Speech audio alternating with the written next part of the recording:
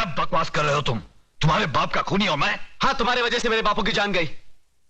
बापू ने मुझे जो कुछ भी बताया था वो कानून के सामने तुम्हें गुनहगार साबित करने के लिए भले काफी ना हो, लेकिन मेरी आंखें खोलने के लिए काफी है। आज से वो सारे रिश्ते खत्म हो गए जो पैसे की लालच में तुमने हमसे जोड़े थे। ठहरो तुम।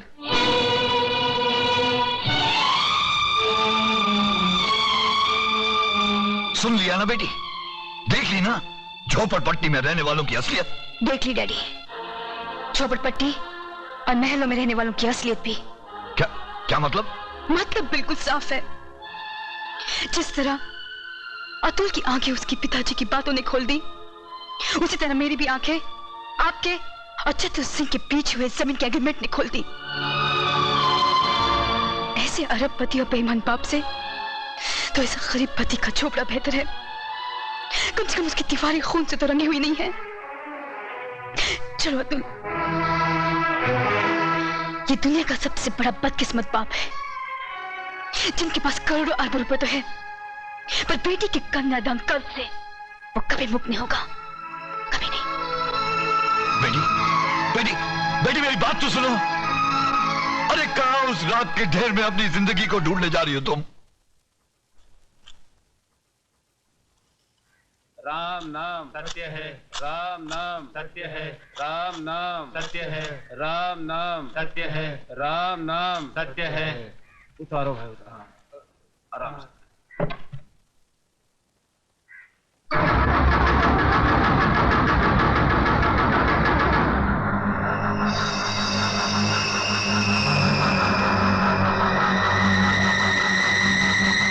प्रताप, क्या है?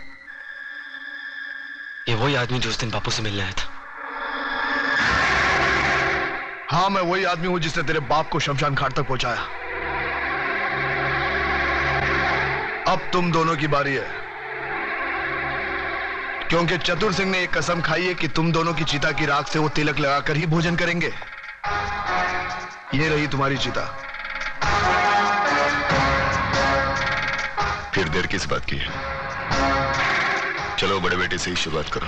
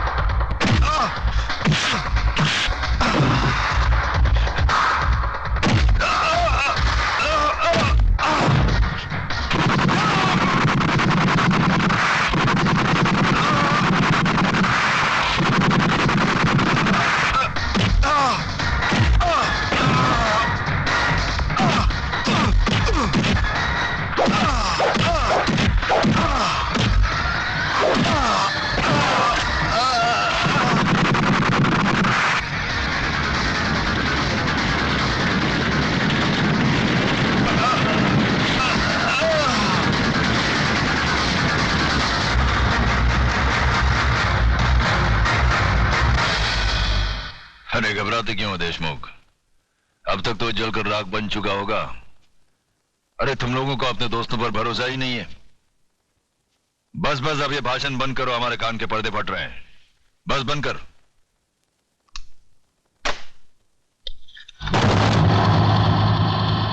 रामदीन, कौन बोल रहा है? चिल्ला मत और मेरी बात अच्छी तरह से अपने भेजे में उतार ले। तूने मेरी राख मंगवाई थी टीका लगाने के लिए, मैंने तेरे भड़वों की राख भेजी है, पूरे बदन को लगा ले। ठंडा कर अपना भेजा, ठंडा कर। चतुर सिंह के आदमियों की चिता जलाना तुम जैसे पागलों की बस की बात नहीं है। ठंडा कर। यकीन नहीं आता तो उस राख को मसल कर देख, तेरे पालतू कुत्ते की निशानियां उसमें मौजूद है।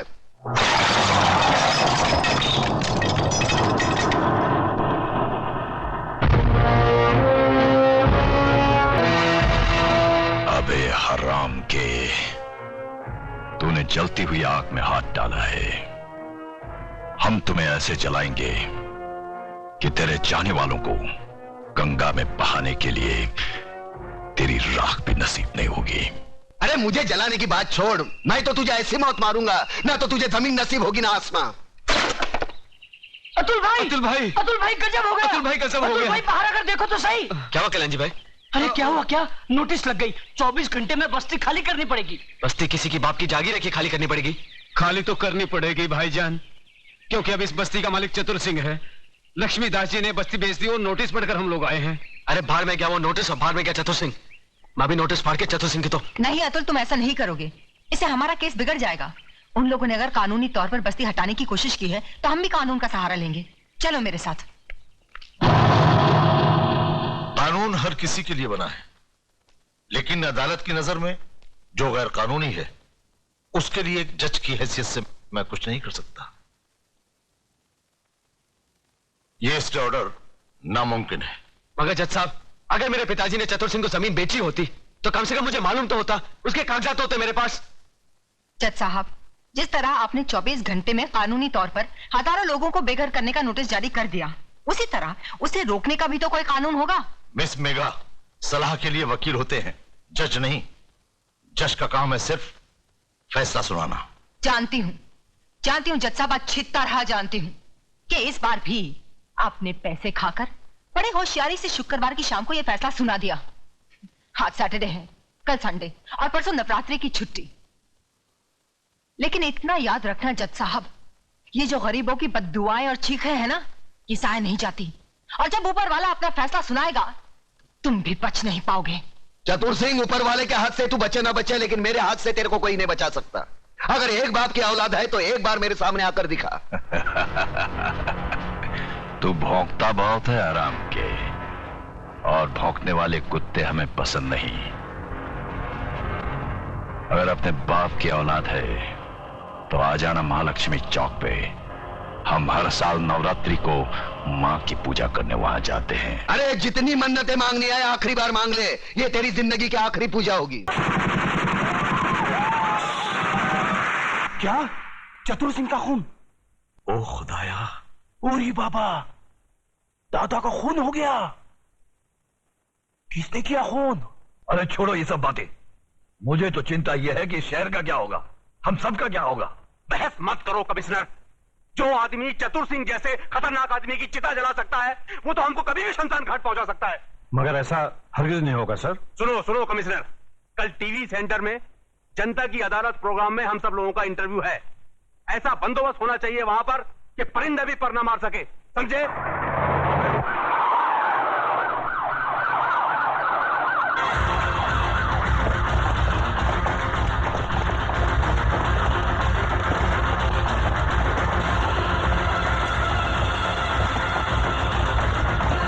कादर, तो इधर है ना? Yes sir. पांडु, जरा पीछे रहे।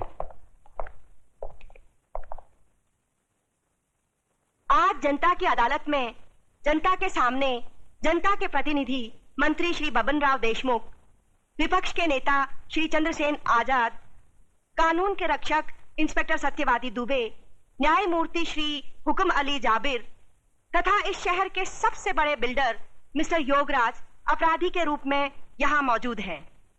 इन सब पर यह आरोप लगाया गया है कि शहर में जो हाल ही में दंगे फसाद हुए हैं, जो हत्याएं हुई थी, वह सब इनकी मिलीभगत थी। क्या ये सच है देशमुख जी? लोग आजकल राजनीति को, कानून को और पुलिस को गांधी जी के 3 बंदर कहते हैं। वो बंदर जिनके सामने सब कुछ होते हुए भी न कुछ सुनते हैं, न देखते हैं और न कुछ कहते हैं। देखिए साहब, हमारे यहाँ लोकशाही है और लोकशाही में हर किसी को कुछ भी पूछने का और कहने का पूरा अधिकार होता है। मैं आपकी इस बात से बिल्कुल सहमत नहीं हूं। अगर ऐसा होता तो दूसरे राज्यों की तुलना में हमारे राज्य में चारों ओर इतनी शांति कभी नहीं होती। अगर चारों ओर शांति होती तो पिछले दिनों हमारे शहर में जो दंगे हुए वो क्यों होते? साहब ये सब विदेशी ताकतों का हाथ है, क्या करें? देखिए मंत्री जी, जब भी देश में कोई विपत्ति आती है तो हर मंत्री का आप ही जैसा जवाब होता है कि इसमें विदेशी ताकत का हाथ है। अब पिछले दिनों जो भूकंप हुआ था, क्या इसमें भी विदेशी ताकत का हाथ था? Order order, please maintain the silence. पर लोग तो कहते हैं कि इस विपत्ति में आपके साथ विपक्ष के नेता चंद्रसेन जी का भी हाथ था और पांव भी था। जी, ये सब बकवास है, इसको हम नहीं मानता है।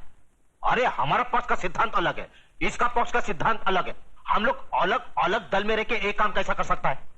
ये सब गुंडा लोग का काम है, बात करता है। चंद्रसेन जी बिल्कुल ठीक कह रहे हैं, ये तो पुलिस को बिना मतलब बदनाम किया जा रहा है। नहीं, ये तो आप कहते हैं, पर लोग तो कहते हैं कि जब दंगे भड़के तब दंगे वाली किसी भी जगह पर पुलिस सही वक्त पर नहीं पहुंची थी। अरे यही तो अपनी पुलिस की असली निशानी है, जब सब कुछ खत्म हो जाता है उसके बाद पुलिस आती है।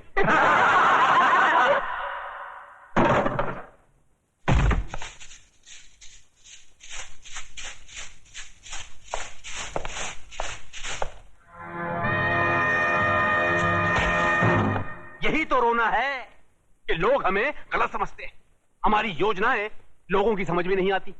अब आप ही बताइए, झोपड़पट्टी की जगह साफ सुथरी कॉलोनी बने, टूटे फूटे गांव की जगह राहगीरों के लिए रिसोर्ट बने, इसमें देश की तरक्की नहीं है? बोलिए। पर लोग तो कहते हैं इसमें आपकी तरक्की ज्यादा होती है, सारा धन आप सब लोग मिलकर बटोर लेते हैं और डकार तक नहीं लेते।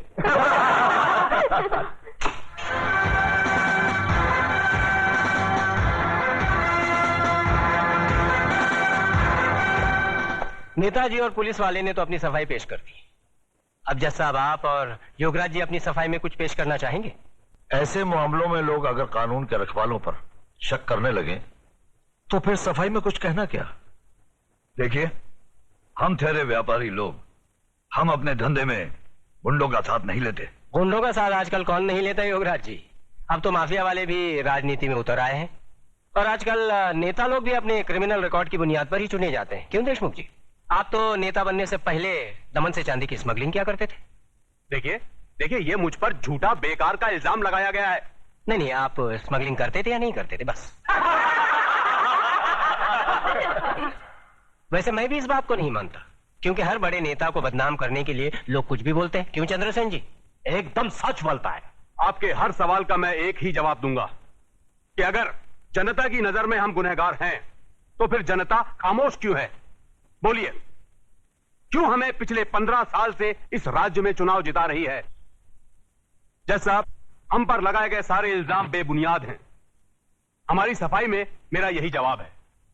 अब फैसला आपके और जनता के हाथ में है, सुनाइए।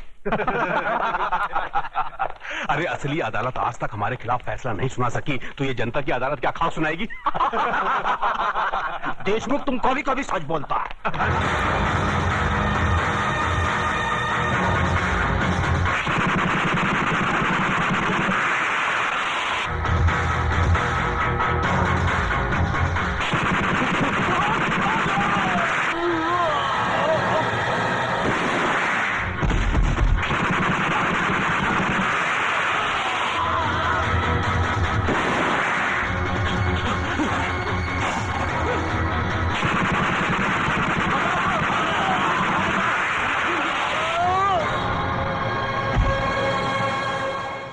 तुम्हें अपनी सफाई में कुछ कहना है?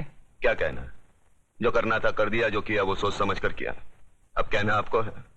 फैसला सुना दीजिए, मुझे मंजूर है।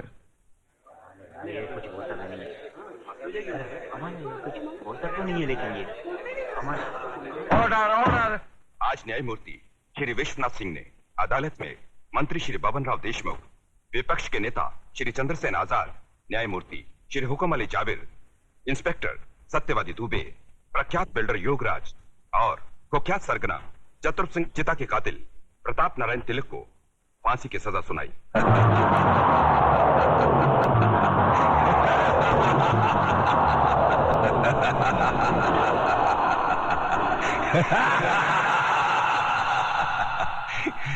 जिंदा आदमी के खून के इल्जाम में फांसी की सजा। देखा पकिया, हमें तो माता के आशीर्वाद और बुलेट प्रूफ जैकेट ने बचा लिया, मगर वो हराम का कानून की मौत नहीं, चतुर सिंह चिता की दी हुई मौत से मरेगा। पता करो कौन से जेल में है।